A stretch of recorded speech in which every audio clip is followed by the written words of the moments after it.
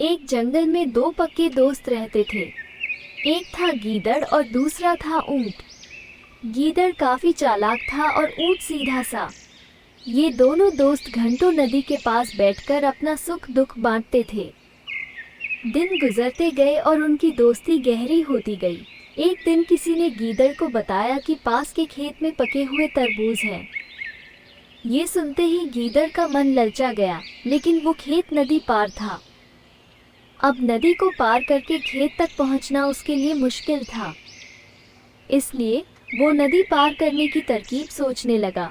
सोचते सोचते वो ऊंट के पास चला गया।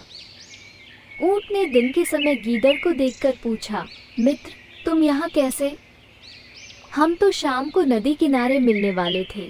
तब गीदड़ ने बड़ी ही चालाकी से कहा, देखो मित्र, पास के ही खेत में पके तरबूज हैं। मैंने सुना है तरबूज बहुत मीठे हैं। तुम उन्हें खाकर खुश हो जाओगे, इसलिए तुम्हें बताने चला आया। ऊंट को तरबूज काफी पसंद था। वो बोला, वाह, मैं अभी उस गांव में जाता हूँ। मैंने बहुत समय से तरबूज नहीं खाए हैं। ऊंट जल्दी जल्दी नदी पार करके खेत जाने की तैयारी करने लगा।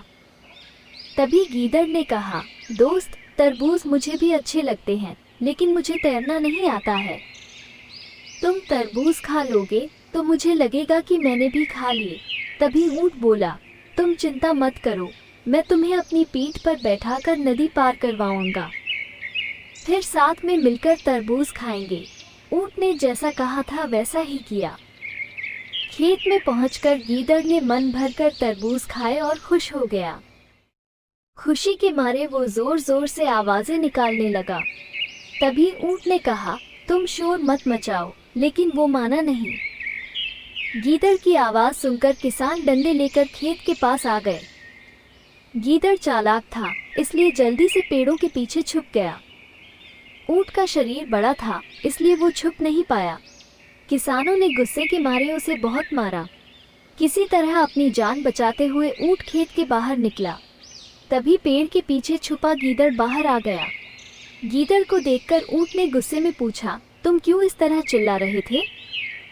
गीदड़ ने कहा कि मुझे खाने के बाद चिल्लाने की आदत है, तभी मेरा खाना पचता है। इस जवाब को सुनकर ऊंट को और गुस्सा आ गया। फिर भी वो चुपचाप नदी की ओर बढ़ने लगा। नदी के पास पहुंचकर उसने अपनी पीठ पर गीदड़ को बैठा लिया। इधर ऊंट को मार पड़ने से मन ही मन गीदड़ खुश हो रहा था। उधर नदी के बीच में पहुंचकर ऊंट ने नदी में डुबकी लगानी शुरू कर दी। गीदड़ डर गया और बोलने लगा, यह क्या कर रहे हो? गुस्से में ऊंट ने कहा, मुझे कुछ खाने के बाद उसे हजम करने के लिए नदी में डुबकी मारनी पड़ती है। गीदड़ को समझ आ गया कि ऊंट उसके किए का बदला ले रहा है। बहुत मुश्किल से गीदड़ पानी से अपनी जान बचाकर नदी किनारे पहुंचा। उस दिन के बाद से गीदड़ ने कभी भी ऊंट को परेशान करने की हिम्मत नहीं की।